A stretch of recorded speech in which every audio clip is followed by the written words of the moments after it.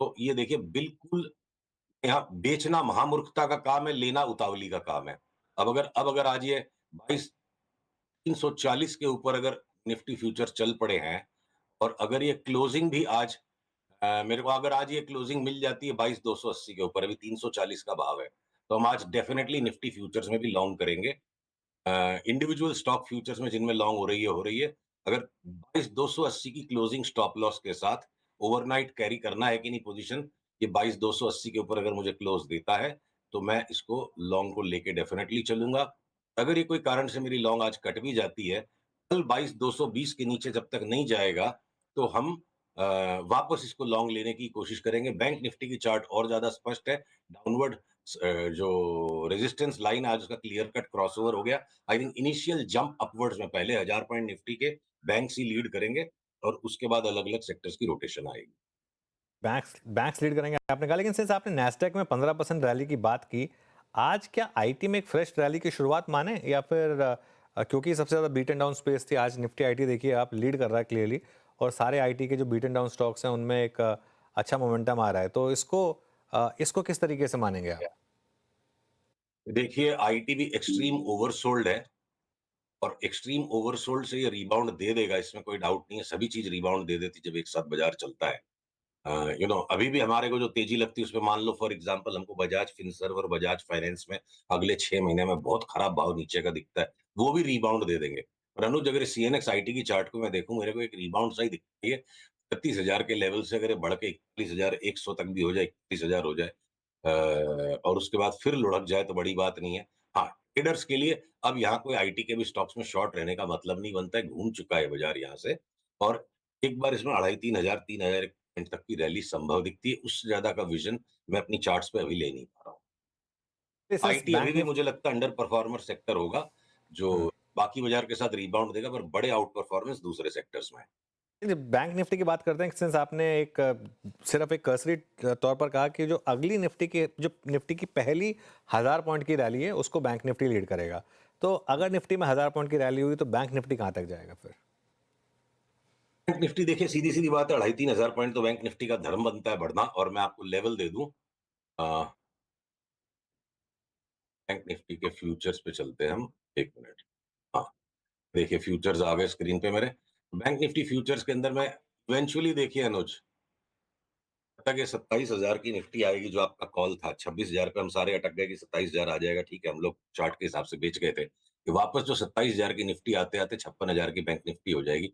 और फिलहाल के लिए अगर ये ब्रेकआउट दे देता है, इसका अगला रेजिस्टेंस 50,000 है और उसके बाद वाला रेजिस्टेंस 50,600, अगला रेजिस्टेंस उसके बाद 52,400, उसके बाद 56,000। हम ये 3 लेवल्स पे से काम कर रहे हैं, बीच बीच में अपने स्टॉप लॉसेस को संभालना पड़ेगा। स्टॉप लॉस लगेंगे भी तो हम शॉर्ट नहीं करेंगे, वापस से री एंट्री करेंगे लॉन्ग में। Okay, stock specific Sushil ji, यहाँ पर क्या क्या है आपके पिटारे में आज, कहाँ कहाँ पर आपको बाय या सेल आइडियाज दिख रहे हैं? जैसा कि अपनी बात हुई, इवन अगर आईटी के स्टॉक्स भी बड़ा रिबाउंड दे जाएंगे, 8-9% अगर इंडेक्स बढ़ जाएगी, तो लार्ज वाले स्टॉक्स 12-13% बढ़ सकते हैं। और उनको मैं अगर सबसे बड़ा अंडर परफॉर्मर कह रहा हूँ, तो एचपीसीएल, बीपीसीएल, उनके साथ साथ ओएनजीसी। अब भारत की एनर्जी डायनामिक्स चेंज हो चुकी है। जब भी क्रूड का भाव जोर से बढ़ता है, सजा भारत को नहीं मिलती, भारत का फायदा होता है।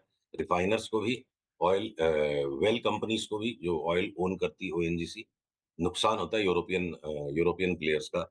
एचपीसीएल, बीपीसीएल, ओएनजीसी, आईओसी, सारा सारा ऑयल पैक। उसके बाद मैं ऑटोस के भी पैक के अंदर है, मतलब जैसे बैंकों के पीछे पीछे जो रेट सेंसिटिव्स है, तो ऑटोज और ऑटोज एंसिलरीज में मेरे को लार्जेस्ट गेनर्स दिखते हैं। भले ही रियल एस्टेट का मार्केट विचित्र सा हो रखा है, बॉम्बे में भाड़े खाली बढ़ते जा रहे हैं, आउटराइट का भाव लास्ट 6 महीने से दबा हुआ है, बल्कि सॉफ्ट एंड ही हो रहा है। सारी की सारी रियल एस्टेट कंपनीज मेरे को लगता है डबल से 2.5 हो जाए। और अब इतनी ज्यादा करेक्शन डीपली हो चुकी है कि लॉन्ग रन में अगर हम सन फार्मा और डॉक्टर रेड्डीज में कोई मेगा रिटर्न्स नहीं देख रहे हैं, या हिंदुस्तान लीवर ने लास्ट 5 साल में रिटर्न नहीं दी, तो ये हिंदुस्तान लीवर भी यहाँ से 40-50% उछल जाएगा। और सन फार्मा और डॉक्टर रेड्डी जैसे स्टॉक्स भी 25% बढ़ सकते हैं। तो आईटी लास्ट चॉइस है। उसके अलावा अब तो पूरा बाजार ही इतना करेक्टेड हो चुका है कि अनुस टाइम टू टाइम हर एक चीज पे बाई आएंगे। इंडसइंड बैंक की चार्ट में अगर लॉन्ग टर्म नरमी दिखती है, और लॉन्ग टर्म नरमी में भी ये 25% बढ़ जाए, और स्टेट बैंक ऑफ इंडिया भी साथ-साथ 25 बढ़े और 25% बढ़ने के बाद स्टेट बैंक ऑफ इंडिया में कॉल आ जाए कि और 20% बढ़ेगा। तो टुकड़े-टुकड़े में बाज़ार को देखना पड़ेगा। एक बार यहाँ से बाज़ार को घूम करके ऊपर का रुख पकड़ने देते हैं, अपट्रेंड को इन प्लेस आने देते हैं और उसके बाद नेक्स्ट सप्ताह थोड़ा और डिटेल में दिमाग लगाएँगे कि किस चीज़ में बेहतरीन मूवमेंट नज़र आ रही है। ओके। अच्छा सुशील जी, ये 2-3 स्टॉक्स जिन्होंने इस पूरे कोलैप्स होते हुए बाज़ार में अपनी स्ट्रेंथ को बहुत अच्छी तरीके से कायम रखा था, उसमें थी कुछ एनबीएफसीज, बजाज फाइनेंस, बजाज फिनसर्व, चोला। यहाँ पे आपका टेक क्या है इस वक्त? दोनों बजाज स्टॉक्स अगले कुछ दिनों में 4-5% का रिबाउंड आने पर अगर हमें शॉर्ट सेल सिग्नल मिलेंगे तो हम उनको बेचेंगे।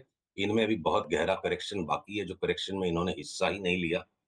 मतलब बजाज अगर लोन देने का बिज़नेस कर रहा है तो उसमें कोई ख़ास बात हो गई ऐसा नहीं है, ठीक है। इंडेक्स के डाउनसाइड को दोनों ने डैम्पेन किया था, स्टैटिस्टिकल ट्रेड है। 2-4 दिन की निफ्टी की रैली में अगर इन दोनों को थोड़ी-सी रिबाउंड रिलीफ मिलती है, तो हम उसके बाद शॉर्ट सेलिंग के लिए वेट करेंगे। और श्रीराम फाइनेंस में थोड़ी-सी जगह है अभी और ऊपर, बहुत स्मूथ मूवमेंट नहीं है। फाइनेंशियल्स में जो नाम हमें बहुत पसंद हैं, सीडीएसएल सीधे-सीधे डिलीवरी उठाओ 40-50% की चाल के लिए खेलेंगे। ब्रोकिंग के स्टॉक्स 30 से 40% की चाल के लिए हम खेलेंगे। इंश्योरेंस के स्टॉक्स वहाँ स्मूथ स्ट्रेट फॉरवर्ड चाल है। एनबीएफसीज में माजरा थोड़ा-सा मिक्स्ड अप है।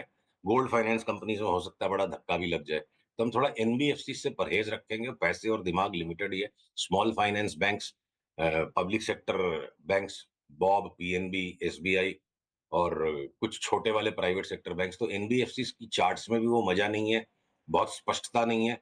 पैसे और दिमाग भी लिमिटेड है, तो हम एनबीएफसीज को थोड़ा अवॉइड में रख रहे हैं। और मौके पे हम टाइम टू टाइम हेजिंग के लिए या डाउनसाइड कैप्चर करने के लिए जो आया ही नहीं है, हम बजाज ट्विंस को शॉर्ट सेल कैटेगरी में रखेंगे, लॉन्ग पार्टिसिपेशन नहीं करेंगे। ओके ठीक है, चलिए अब यहाँ पे हो गई बात B2 की।